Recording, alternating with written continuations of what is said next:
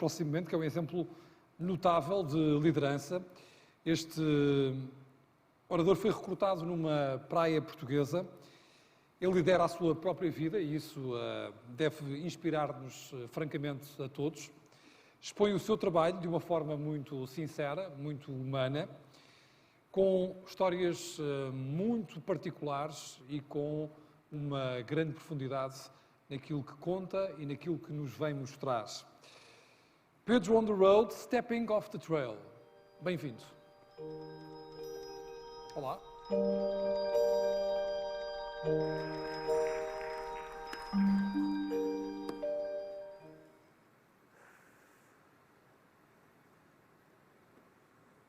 Estão-me a ver? Estão-me a ver? Eu sei que estão a olhar para mim, mas não sei se me estão a ver. Eu próprio, durante algum tempo, também não me via. Pelo menos, não da forma que devia. Estamos em 2008, sou psicoterapeuta em Inglaterra, ganho bem, estou feliz, está tudo bem. Não estou a seguir os meus sonhos. Mas também os sonhos é para os outros, não é? Os sonhos são para os outros. E eu, neste momento, ainda não me apercebi que eu sou o outro. Eu sou o outro do outro. Que sei eu do que serei, eu que não sei o que sou. Ser o que penso. Mas há tantos que pensam ser a mesma coisa que não pode haver tantos. Gênio. Neste momento, em sonho, 100.000 cérebros se concebem gênios como eu. E a história não marcará, quem sabe, nenhum. Assim escreveu Pessoa, na voz de Álvaro Campos, em 1928. Curiosamente, a história marcou-o. E eu? Ficaria marcado pela história? Queria ficar marcado pela história? Não. Não é assim que a vida ganha sentido ou significado. Eu não preciso que o mundo dê por mim. Eu preciso dar por mim. Só dando por mim, só me vendo, é que eu consigo saber aquilo que eu quero fazer. Aquilo que eu quero ser. E aquilo que eu queria ser, o meu sonho, desde que eu conheço o conceito de sonho, era ser escritor. Mas, como dizia a Pessoa, há tantos que querem viver da arte, neste caso, que não podem haver tantos. Então eu limitava-me a escrever as minhas palavras e seguir em frente. E um dia fui à Índia. E eu, aquele rapaz que detesta clichês, sem querer, tornei-me no maior clichê do mundo da pessoa que vai à Índia e a vida dele muda para sempre. No meu caso, não foi por ter descoberto Krishna, mas foi, preparem-se, isto sim é o verdadeiro clichê, porque me descobri a mim. Encontrei-me na Índia. E, curiosamente, encontrei-me nos outros. Encontrei-me nas pessoas que eu conheci, que andavam a viajar 1 ano, 2 anos, 3 anos, sem termo. E eu ali, 2 semanas de férias. E ao conhecê-los, materializou-se em mim um sonho que eu nem sequer sabia que tinha. Viajar. Era muito mais glamouroso dizer que cheguei lá sozinho, mas às vezes nós precisamos de conhecer alguém que está a fazer algo extraordinário para nós percebermos que podemos fazer algo extraordinário. Eu encontrei-me neles. Eles estavam a viver o meu sonho. Quantas pessoas é que estão a viver o vosso sonho? Eu olhei para eles de frente e a partir do momento em que olhei para eles de frente já não podia olhar para trás. Eu ia viajar. Decidi ir de Portugal a Singapura por terra. Um pouco longe, eu sei. E decidi sair à boleia. Nunca tinha andado à boleia na vida. Lembro-me de estar em Porto Alegre, dedo esticado, na berma da estrada, os carros passavam, vum, vum, e ninguém parava. Porquê? Porque as pessoas olhavam para mim, mas não me viam. O que as pessoas viam era a ideia que elas tinham acerca de alguém que anda à boleia, não me viam a mim. Tanto que a minha namorada acabou por ter que me dar a boleia até Elvas.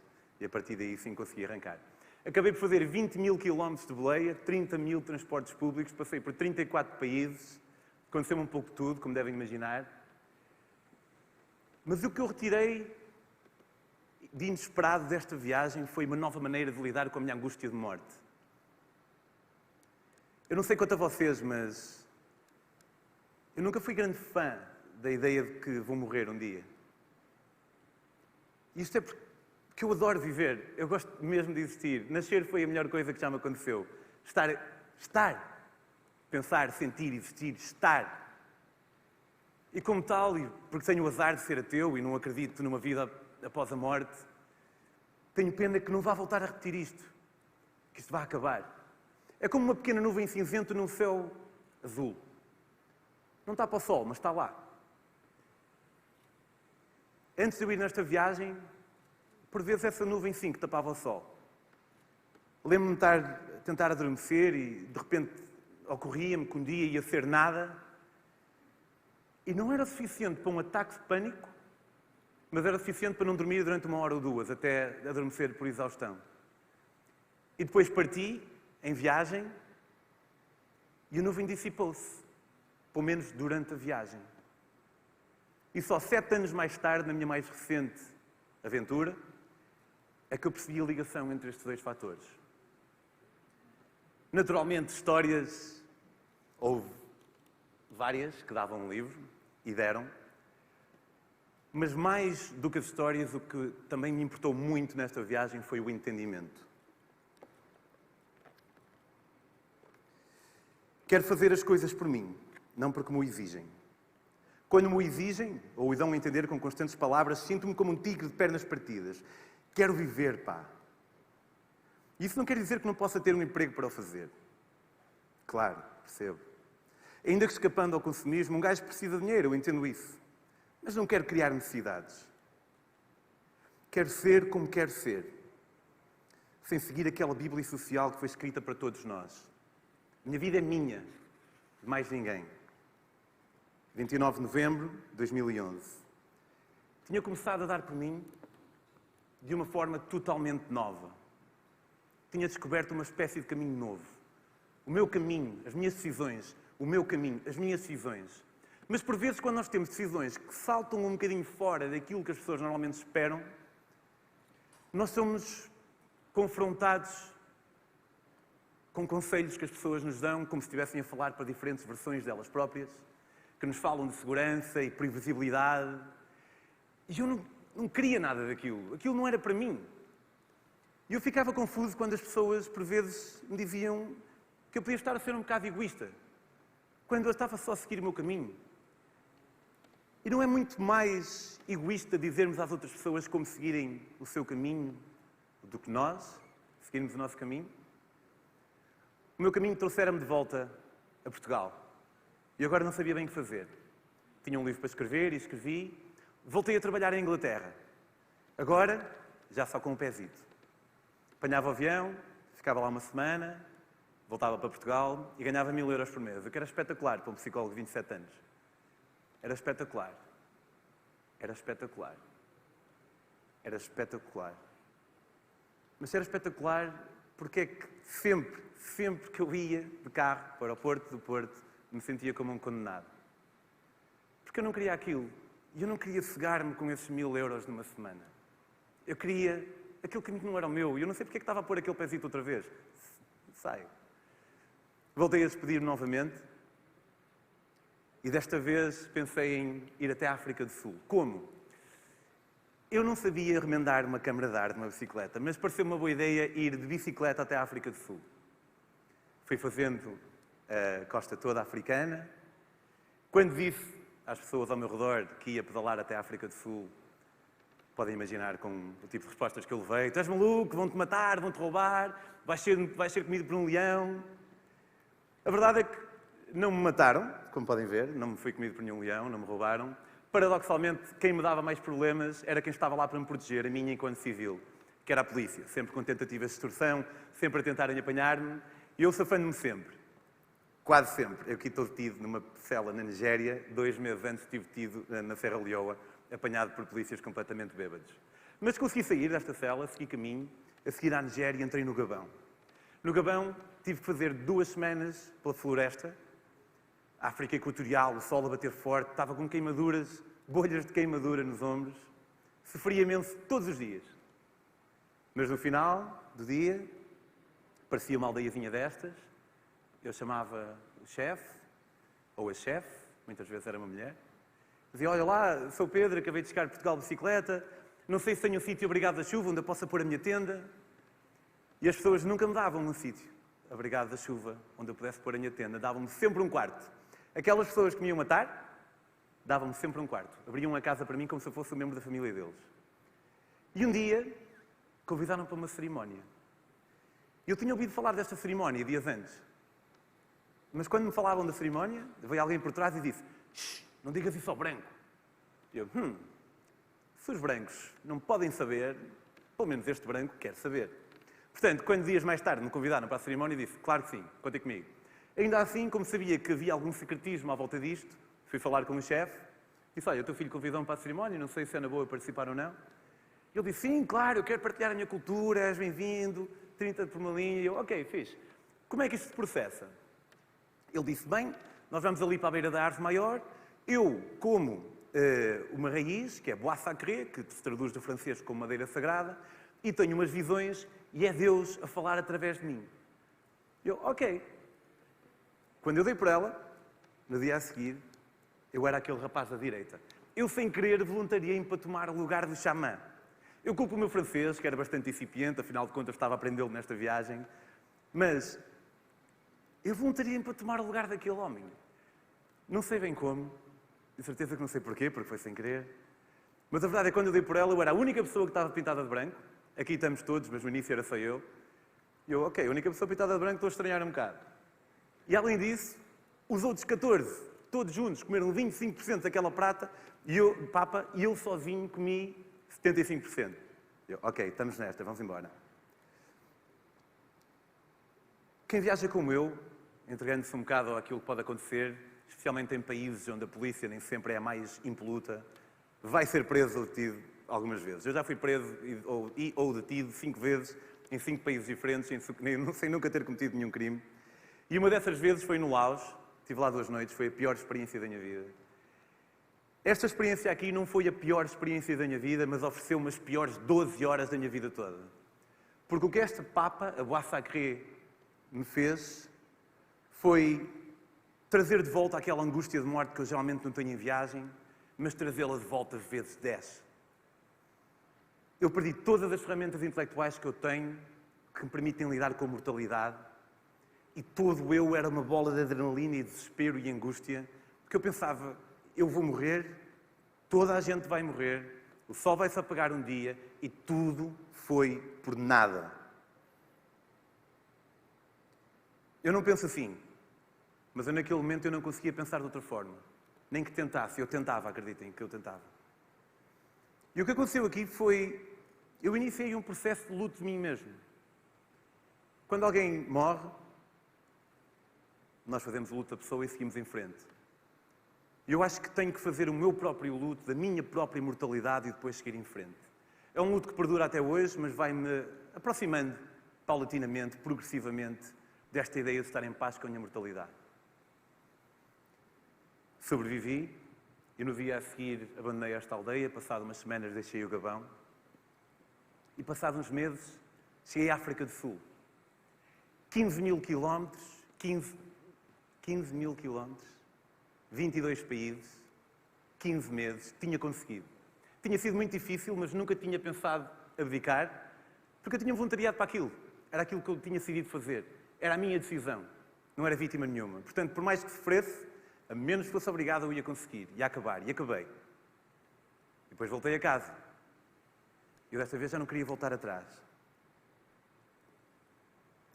Enquanto vou na estrada, antes da curva, só olho para a estrada antes da curva, pois não posso ver senão a estrada antes da curva. De nada me serviria estar olhando para aquilo que eu não vejo. Desta vez, Pessoa falou assim, na voz de Alberto Caeiro. Eu entendo essa necessidade de uma pessoa se focar no agora, na estrada antes da curva.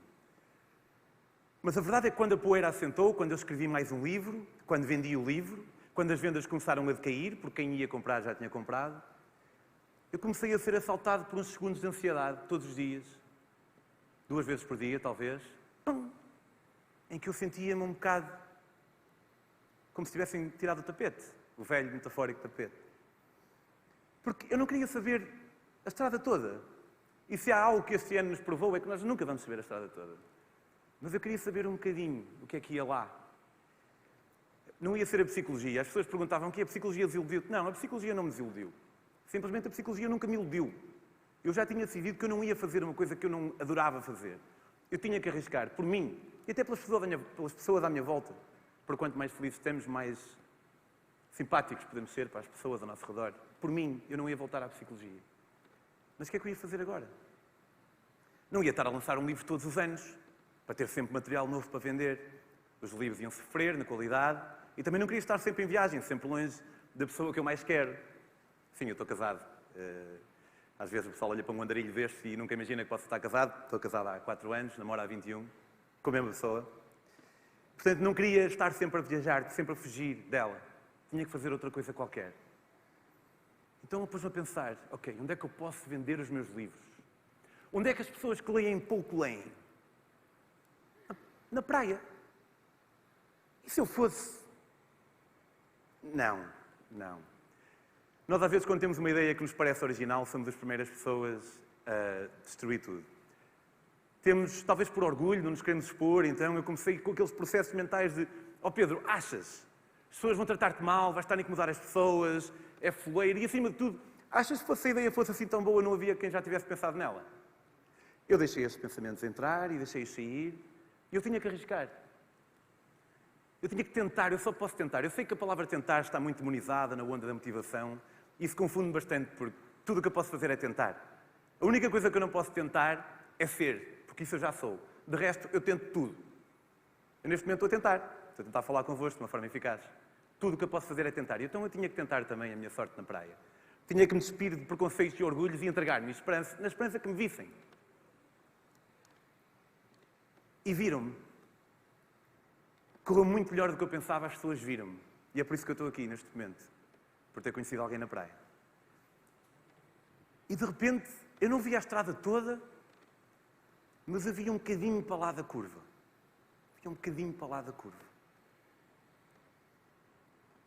Já não tinha que viajar porque era obrigado para produzir um livro novo. Já podia viajar porque escolhia viajar. E a próxima viagem que eu escolhi fazer foi há 2 anos, foi a minha viagem mais recente, decidi ir do Panamá ao México à boleia. Tinha 2 desafios, não pagar transporte nem alojamento, para acrescentar à dificuldade da experiência. E esta viagem foi a viagem que me fez perceber aquele pequeno livro que eu abri na minha primeira viagem, de Portugal a Singapura por terra, quando eu descobri que aquela nuvem de ansiedade, de angústia, de morte, que esvanecia quando eu estava em viagem, eu percebi nesta última viagem. Eu estou no Belize, penúltimo país, quase o 100º país da minha vida, e começo a pensar, porquê que eu viajo? Já me perguntaram isto 1000 vezes. Eu respondo sempre mais ou menos da mesma maneira. Mas eu quis ir mais a fundo. E eu percebi, e isto não é nada intuitivo, eu percebi que eu viajo precisamente para aprender a lidar com a minha angústia de morte. Porque quando eu estou em viagem, como eu não penso nisso. Porquê é que eu não penso nisso? Porque em viagem eu percebo-me da minha real pequenez. Isto parece triste, mas não é triste, é libertador. Porque quando eu estou em casa, rodeado de pessoas que me querem bem, rodeado de pessoas para quem eu sou importante, eu posso cair no erro de achar que sou importante para o mundo, para o universo. A verdade é que eu sou tão importante quanto outra pessoa qualquer.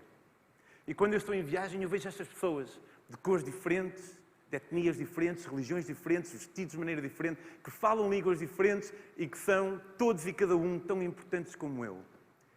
E acima de tudo, fazem parte daquilo que eu mais aprecio. Eu não acredito em Deus, mas eu acredito em algo superior a mim. Eu tenho um amor profundo pela humanidade. Eu sei que nós não somos perfeitos. Eu sei que a estrada é longa. Mas dá-me um gosto incrível fazer parte disto. Eu em viagem apercebo-me melhor disso. Eu em viagem apercebo-me da minha real significância. E percebo que sim, eu um dia vou morrer, mas fiz parte de algo tão maior que eu. E isso é a razão pela qual eu viajo. O meu trilho não está sólido em mim. O que está sólido é a noção de que eu vou atrás dele e ele tem que ser o meu. Pode ser parecido com o dos outros, até pode ser igual ao dos outros, mas tem que ser o meu. E o mesmo Pessoa que nos falou que há tantos que não podem haver tantos, também nos falou da sua própria estrada. Tenhamos para nós mesmos a verdade de aceitar a ilusão como real, sem dar crédito à realidade.